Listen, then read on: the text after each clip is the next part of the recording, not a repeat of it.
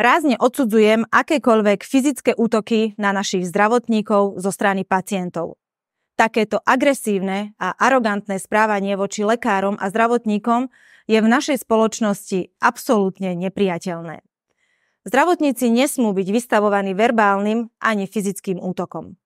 Naši lekári a zdravotnícky personál dennodenne venujú maximálne úsilie starostlivosti o pacientov a poskytujú im tú najlepšiu starostlivosť, často aj za cenu vlastného pohodlia a zdravia.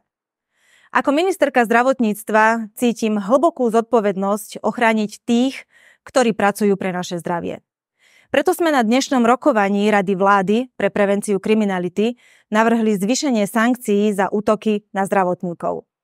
Naším cieľom je zabezpečiť bezpečné pracovné prostredie, kde môžu vykonávať svoju prácu bez strachu a obáv. V tejto veci intenzívne komunikujem aj s ministrom vnútra Matúšom Šutajom Eštokom. Navrhovanými opatreniami chceme ochrániť ľudí, ktorí sa starajú o naše zdravie a naše životy. Na záver sa chcem všetkým zdravotníkom a personálu úprimne poďakovať za ich nasadenie, prácu a starostlivosť o slovenských pacientov. Vážim si všetko, čo pre nás robíte.